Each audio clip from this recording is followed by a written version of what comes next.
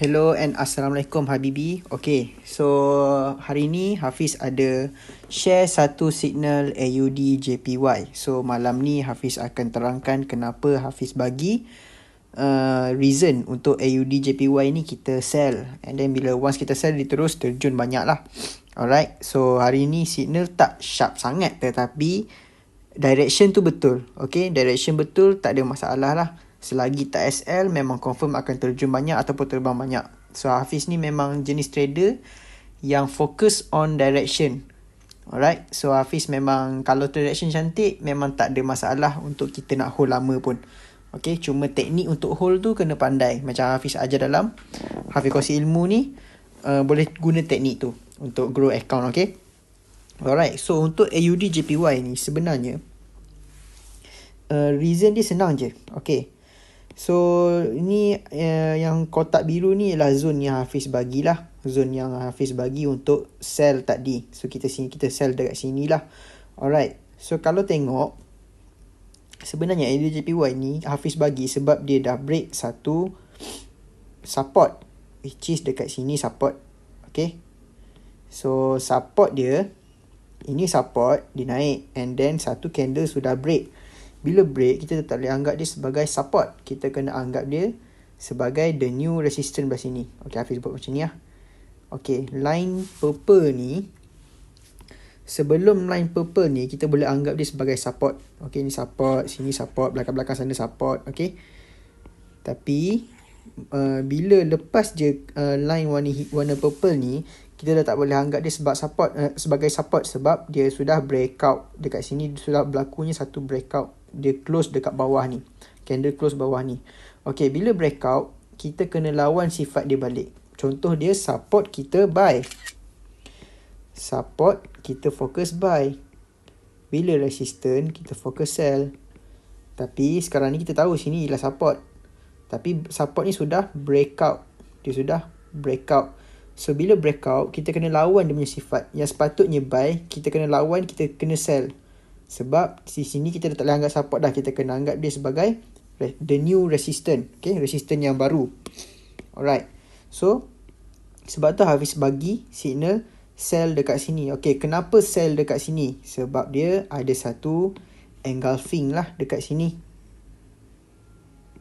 Engulfing dekat sini. Okay, so Hafiz ada bawah macam ni sikit lah. Kalau tengok lower time frame, dia ada satu cantik lah dekat situ. So Hafiz bagi signal sell dekat situ. Alright, so basically itu je reason untuk AUD/JPY. Memang senang sangat. Direction pun penting. Direction paling penting untuk forex. Once direction dah betul nak turun, kalau dia float sikit pun, walaupun tak float banyak pun, dia float dalam zone Hafiz je, still kira sharp entry lah. Okay, tetapi dia ada naik sikit, ambil atas ni. So just tenang je sebab direction sudah betul. Dia akan terus terjun bawah ni. So kalau siapa yang hold, ikut tips Hafiz hold tu, dah running around 60 pips. Okay, so 60 pips ni agak besar lah. Okay, so okay, satu lagi Hafiz nak tekankan satu. Banyak soalan yang Hafiz dapat. Sebenarnya ada orang tanya Hafiz tentang broker baru. Okay, ada orang tanya Hafiz perbezaan. Kenapa ramai sekarang ni banyak promote broker baru berbanding broker yang dah lama, berbanding broker yang Habibi semua dah selesa untuk pakai. Okay, perbezaan broker ni, untuk broker baru dengan broker lama, bagi Hafiz broker baru ni agak risky untuk kita masuk. Sebagai contoh, kita buat satu chart. Okay, ini broker lama Hafiz tulis. Okay, ni broker O. Alright, so ini broker lama. Okay, Hafiz tulis lama. Okay, untuk broker baru Hafiz tulis X. Okay, ni baru.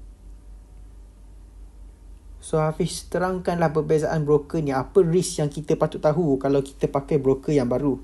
Okay, broker lama ni basically liquidity dia, which is money reserve dia, sudah banyak. So in case lah Habibi deposit 100 USD contoh, and then follow signal Hafiz, boom, jackpot 100k USD, 100,000 USD. So around Malaysia 400k lah RM kan.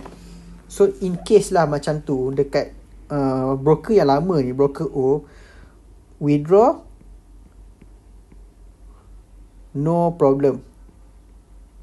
Sebab diorang dah ada banyak liquidity. Maknanya nak bagi withdraw 100,000 tu tak ada masalah untuk diorang. Sebab diorang dah banyak cash yang simpan. Cash reserve diorang sudah banyak. Tak ada masalah nak bagi. Okay, untuk broker baru, kita terbalikkan dia. Contoh, broker baru nak start berniaga. Contohlah buka kedai. Baru start berniaga. Duit ada. Tapi just duit simpanan je. Tak ada duit yang banyak lah. Sebab dia dah keluarkan banyak modal untuk beli barang-barang dia. Untuk cari staff ke apa macam tu. So, liquidity dia tak banyak.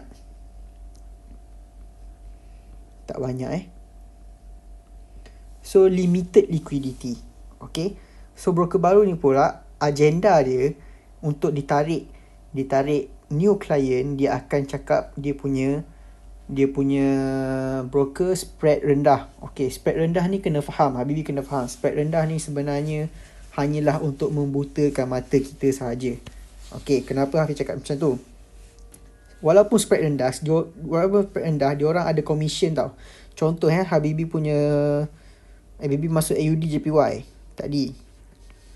Dah running 20 USD. Ni untuk broker O. Ni broker X. 20 USD juga contoh. And then Habibi cakap okay, dah cukup lah 20 USD untuk hari ni nak close.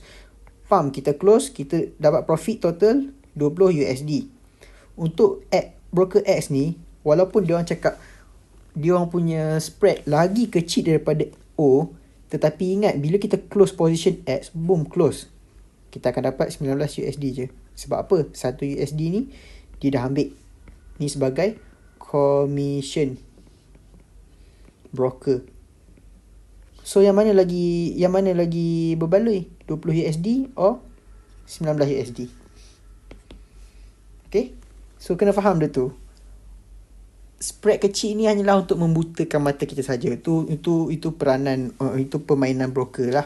So Hafiz just bagi tahu apa yang Habibi patut tengok balik. Kenapa kita kena stick on our broker ke atau apa-apalah. Alright. So macam Hafiz cakap pula, withdraw ni.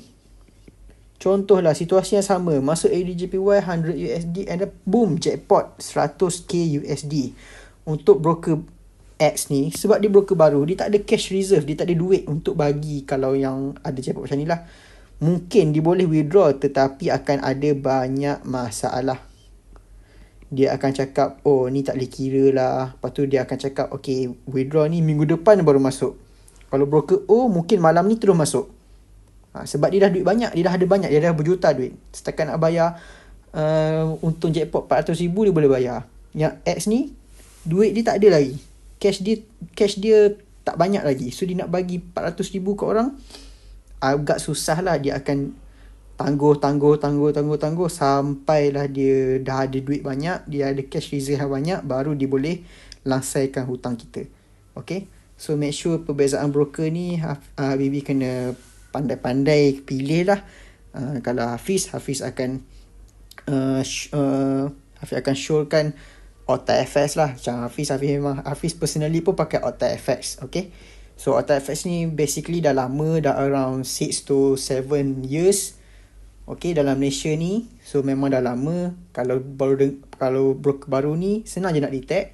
Kalau tak pernah dengar pasal nama broker tu, broker baru lah tu. Okay, kalau tak pernah dengar lah, okay, tu broker baru lah. Kalau pernah dengar contoh Hot Forex, okay, tu pun dah lama. Otter Forex dah lama. Like Forex dah lama.